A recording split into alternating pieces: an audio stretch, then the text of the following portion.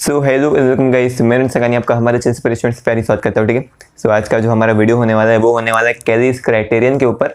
यानी बेसिकली बहुत बार हमारे दिमाग में एक क्वेश्चन होता है कि हमें कोई एक स्टॉक अच्छा लगता है, हमें लगता है कि भाई उसमें हमें प्रॉफिट होने के चांसेस है। सो हमें हमारे पोर्टफोलियो का कितना % उसमें इन्वेस्टमेंट करना चाहिए। ठीक है, सो आज की वीडियो में आपको ये बताएंगे कि कैसे पता किया जाए कि कौन से स्टॉक में हमें या फिर कौन से सेक्टर में या फिर बेसिकली कुल मिला के कौन से एसेट में हमें कितना इन्वेस्टमेंट करना चाहिए, या फिर अगर आप कहीं पे पत्ता खेलते हो या फिर ऐसी कोई भी चीज़ करते हो तो उसमें भी आप कैसे कैरिज क्राइटेरियन का इस्तेमाल करके आप सही बैट लगा सकते हो। ठीक है, तो आज की वीडियो में हम आपको कैरिज क्राइटेरियन के बारे में पूरी इन्फॉर्मेशन दे देंगे। इसका फॉर्मूला क्या है, इसको कैलकुलेट कैसे किया जाए, स्टॉक मार्केट में इसका इस्तेमाल कैसे किया जाए, इसका एकदम लाइव एग्जांपल आपको दे देंगे कि भाई मैंने खुद से ये स्टॉक का ऐसे करके कैरिज क्राइटेरियन कैलकुलेट किया था और मैंने खुद से ऐसे इन्वेस्टमेंट किया था। ठीक है, सो ये सब चीज़ें आपको आज की वीडियो में जानने मिलेगी और साथ ही साथ ये भी आपको जानने मिलेगी कि क्या जो बड़े बड़े इन्वेस्टर है जैसे वॉरेन बफेट जी, चार्ली मंगर जी और भी बहुत बड़े बड़े इन्वेस्टर है, वो सब भी क्या इसका इस्तेमाल करते हैं। ठीक है, सो चालू करते हैं। ठीक है, सो ये जो कैरिज क्राइटेरियन है जिसको हम आज जादुई फार्मूला बोलेंगे। ठीक है, तो इसको जादुई फार्मूला बोलेंगे। सो ये जो जादुई फार्मूला है वो हमें ये बताने में मदद करता है कि हमें कहाँ पे कितना इन्वेस्टमेंट करना चाहिए या फिर कौन से इस पे यानी कौन सी जो चीज़ है, कौन सा एसेट है या फिर कौन सी गेम है उसमें हमें कितना दाव लगाना चाहिए, कितना बेट करना चाहिए। ठीक है, सो ये बेसिकली सिंपल सा एक फॉर्मूला है और इसका इस्तेमाल क्यों करते हैं? इसका इस्तेमाल बेसिकली हम इन्वेस्टमेंट में इसलिए करते हैं क्योंकि हमें ऐसा नहीं करना कि हमारा जो पोर्टफोलियो है उसका 50 से 80% हम येस बैंक जैसे कोई भी स्टॉक में लगा दें। यानी ये जो जादुई फॉर्मूला है ये हमें ओवर डाइवर्सिफिकेशन से भी बचाता है। यानी हमें 100-200 कंपनी में इन्वेस्टमेंट नहीं करना है, हमें सिर्फ 10 से 20 कंपनी में इन्वेस्टमेंट करना है। और साथ ही साथ ये हमें ओवर कॉन्सेंट्रेशन से भी बचाता है। यानी हमें सिर्फ 1-2 कंपनी में इन्वेस्टमेंट नहीं करना है, हमें तकरीबन 10 से 20 कंपनी में इन्वेस्टमेंट करना है। सो अगर हम इस जादुई फॉर्मूला के हिसाब से चलेंगे सो हम डाइवर्सिफिकेशन ज़्यादा भी नहीं करेंगे और कम भी नहीं करेंगे।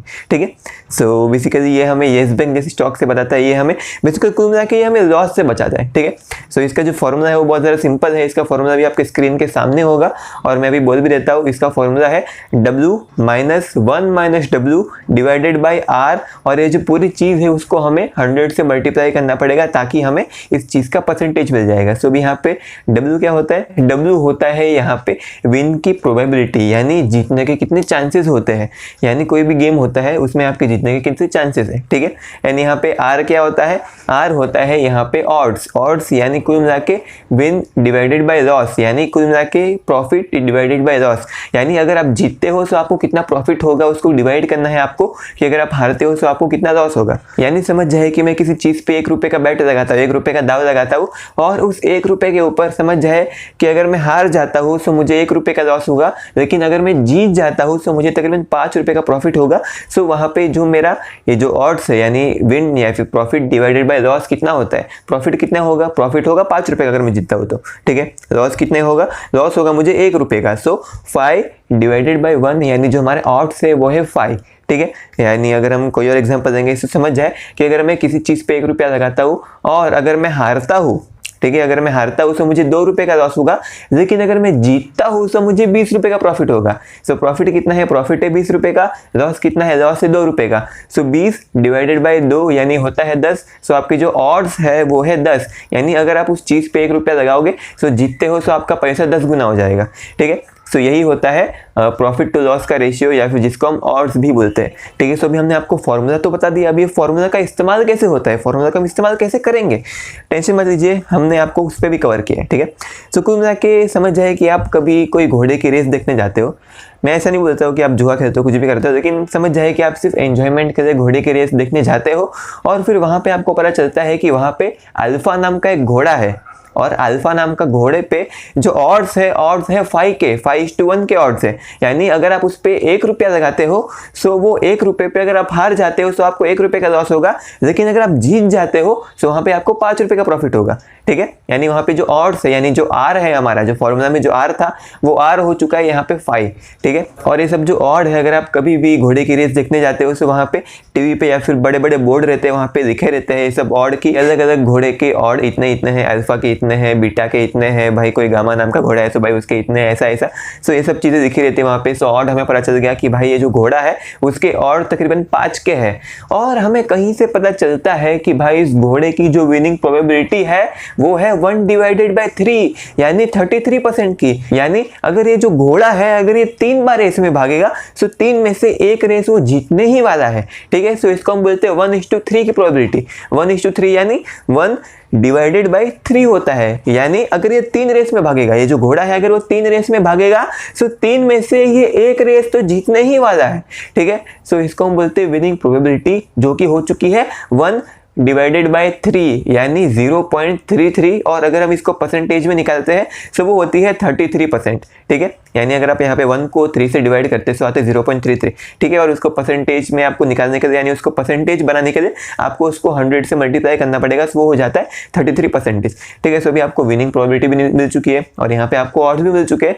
सो अभी आप सिंपली इसको, जो हमारा फॉर्मूला है कैलिस क्राइटेरियन का या फिर जो जादुई फॉर्मूला है उसमें आप लगा दोगे, ठीक है। सो फॉर्मूला में लगाने के बाद आपके सामने कुछ आ जाता है 0.33 माइनस 1 माइनस 0.33 डिवाइडेड बाई 5, ठीक है। और इसके बाद आता है 0.33 माइनस 0.134 और इसका जो कैलकुलेशन है वो आता है 0.196। और अभी आपको इसको 100 से मल्टीप्लाई करना है और 100 से मल्टीप्लाई करने के बाद ये ऑलमोस्ट हो जाता है 19.6%, यानी कुल मिला के ये ऑलमोस्ट 20% हो जाता है। सो यहाँ पे जो जादुई फॉर्मूला है वो हमसे क्या बोलता है?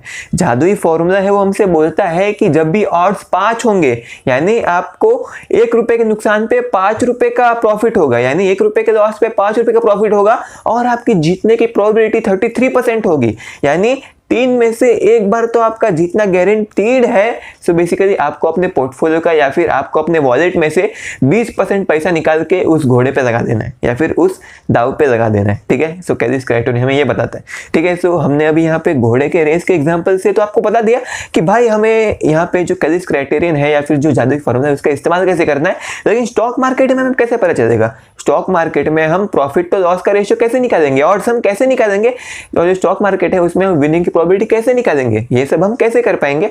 सो इसका भी एकदम सिंपल सा तरीका है। आपको यहाँ पे खुद का क्या बोलते हैं, दिमाग थोड़ा बहुत लगाना है, खुद का कॉमन सेंस लगाना है। हम यहाँ पे एक एग्जांपल देते हैं आपको। GICRE नाम की एक कंपनी है, general insurance corporation of India, जहाँ पे हमने इन्वेस्टमेंट किया है। और मैं खुद से ऐसा नहीं बोल रहा हूँ कि आपको वहाँ पे इन्वेस्टमेंट करना है, मैं यहाँ पे सिर्फ एजुकेशनल पर्पज के लिए इस कंपनी का नाम ले रहा हूँ, ठीक है। सो हम यहाँ पे GICRE की बात करेंगे। सो जब मैं GICRE नाम की जो कंपनी थी, general insurance corporation of India, जिसको हम अभी GIC ही बोलेंगे। सो जब मैं GIC की बात कर रहा था, GIC के बारे में सोच रहा था, उसमें इन्वेस्टमेंट करने के बारे में सोच रहा था, तब मैंने सोचा कि भाई इस कंपनी का जो इंट्रिंसिक वैल्यू है वो अभी जो इसका शेयर प्राइस है उससे बहुत ऊपर है, यानी इसका इंट्रिंसिक वैल्यू तकरीबन इतनी है और इसका जो शेयर प्राइस है वो भी थोड़ा बहुत नीचे है। सो मैं इसमें इन्वेस्टमेंट कर सकता हूँ, लेकिन अभी मेरे पोर्टफोलियो का कितना इन्वेस्ट करूँ मैं इसमें। सो मैंने सोचा कि अगर ये जो शेयर प्राइस है अगर वो कभी इंट्रिंसिक वैल्यू के इक्वल हो जाती है सो वो हो जाएगा मेरा प्रॉफिट। यानी अगर मैं अभी इस कंपनी को खरीदता हूँ, इस शेयर प्राइस पे खरीदता हूँ, और अगर ये जो शेयर प्राइस है अगर वो इंट्रिंसिक वैल्यू के इक्वल हो जाती है सो मेरे को कितना प्रॉफिट होगा? सो वो प्रॉफिट होगा मेरा 25%।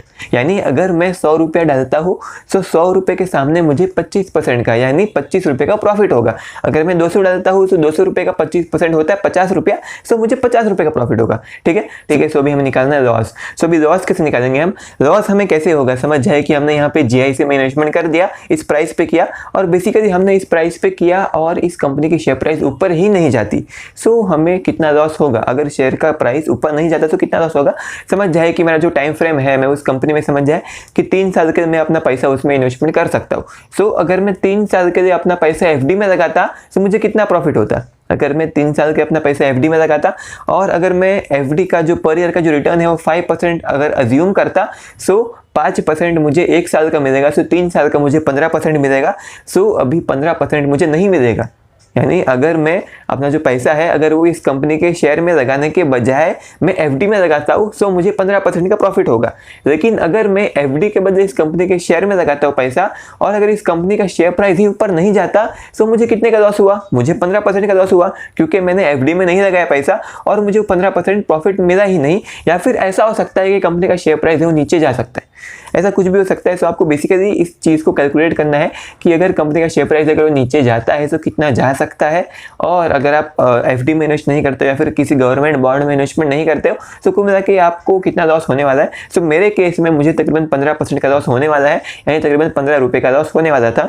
सो अभी जो मेरे ऑड्स है, यानी जो प्रॉफिट डिवाइडेड बाय लॉस है, वो कितना होने वाला है।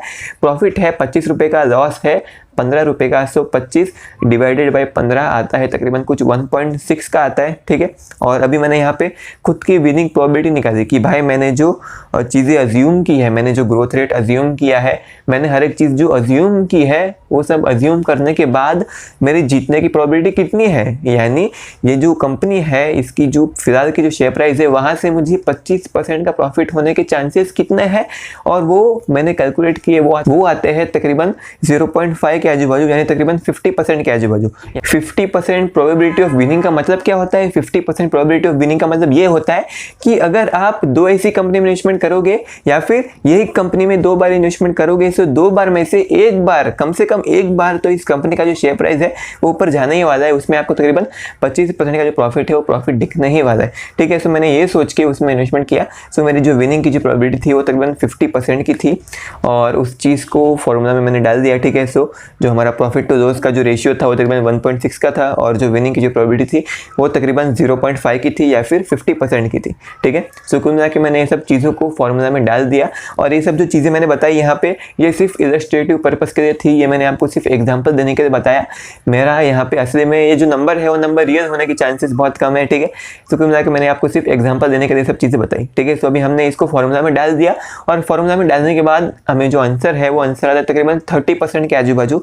यानी कुल मिला के मेरे को अपने पोर्टफोलियो का 30% इस कंपनी में इन्वेस्टमेंट करना चाहिए, ठीक है। सो कुल मिला के हम ऐसे इस फॉर्मूला का इस्तेमाल करके स्टॉक मार्केट में इन्वेस्टमेंट कर सकते हैं।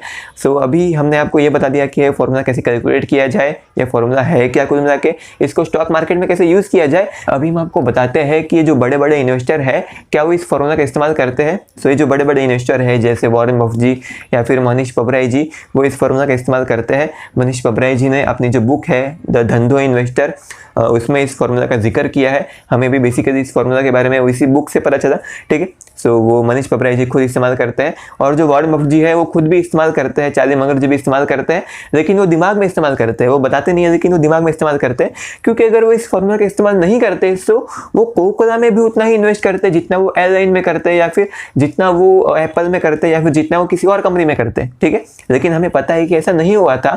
वॉरेन बफेट जी ने कोका-कोला में अपने पोर्टफोलियो का तकरीबन 25% इन्वेस्टमेंट कर दिया था, जो कि एक बहुत बड़ी बात है, जिसकी वजह से हमें ये पता चलता है कि वॉरेन बफेट जी भी इस चीज़ का इस्तेमाल करते हैं, और बेसिकली बहुत बड़े बड़े इन्वेस्टर भी इस चीज़ का इस्तेमाल करते हैं, और मेरे हिसाब से आपको भी इस चीज़ का इस्तेमाल करना चाहिए। और अभी यहाँ पे एक सवाल आता है कि क्या हमें हर बार जब भी हम इन्वेस्टमेंट करते हैं तभी हमें ये चीज़ करते बैठना है। इसका जो आंसर है वो है जी नहीं, आपको हर बार ये इस्तेमाल करते नहीं बैठना है। असली में अगर आप 100 से 200 बार इस फॉर्मूला का इस्तेमाल करोगे तो ये जो फॉर्मूला है वो आपके दिमाग में छप जाएगा। अगली बार जब भी आपके सामने आएगा कि भाई जो ऑड्स है 5:1 के, यानी 5 रुपये का प्रॉफिट होगा या फिर 1 रुपये का लॉस होगा, और साथ ही साथ जो विनिंग प्रोबेबिलिटी है वो है 0.33 की। तो हमें कितना बेट करना है, हमें हमारे पोर्टफोलियो का 20% लगा देना है, बस आपके दिमाग में अचानक से आ जाएगा, ठीक है। लेकिन अगर ऐसा जो चीज़ है, जो फिगर है वो आपके दिमाग में नहीं आता, अगर आपके दिमाग में ये चीज़ बैठ नहीं पाती, तो आप बार बार इसका इस्तेमाल कर सकते हो। इसमें कोई भी बुराई नहीं है। फॉर्मूला से जो वैल्यू है वो कैलकुलेट करने में ज़्यादा टाइम नहीं लगता, मेरे हिसाब से 2 मिनट भी मुश्किल से लगते हैं। अगर आपके पास एक कैलकुलेटर है तो आपको 2 मिनट भी मुश्किल से लगेंगे इस फॉर्मूला का यहाँ पे वैल्यू निकालने में, ठीक है। सो आप चाहे तो इसको हर बार इस्तेमाल कर सकते हो, या फिर अगर आप चाहे तो इसको 100-200 बार इस्तेमाल कर सकते हो, और वो जो चीज़ है वो आपके दिमाग में छप जाएगी। और बेसिकली जब भी आपके सामने वापस से कोई इन्वेस्टमेंट की अपॉर्चुनिटी आएगी, सो आप अपने दिमाग का सीधा इस्तेमाल कर सकते हो, आपको इस फॉर्मूला का इस्तेमाल करने की जरूरत नहीं पड़ेगी, ठीक है। सो यही थे आज के हमारे वीडियो। मेरे हिसाब से आपको वीडियो अच्छी लगी होगी। अगर आपको वीडियो अच्छी लगी तो प्लीज़ वीडियो को एक बार लाइक कर देना, और बेसिकली अगर आपको ऐसी वीडियो और चाहिए तो हमारे चैनल को सब्सक्राइब कर देना, बाजू में जो बेल आइकन उसको भी दबा दीजिएगा, ताकि हमारे चैनल पर कोई भी नई वीडियो आएगी उसको नोटिफिकेशन सबसे पहले आपके पास ही आएगी। और हमारे चैनल पे थोड़े टाइम पहले ही 500 सब्सक्राइबर हुए, और वो 500 सब्सक्राइबर के लिए बहुत ज़्यादा थैंक यू। और हमारे हिसाब से हम ऐसे ही आगे बढ़ते रहेंगे, आपका बस सपोर्ट चाहिए हमें, ठीक है। तो थैंक यू सो मच इस वीडियो को यहाँ से देखने के लिए। Thank you so much. अब हम चलते हैं।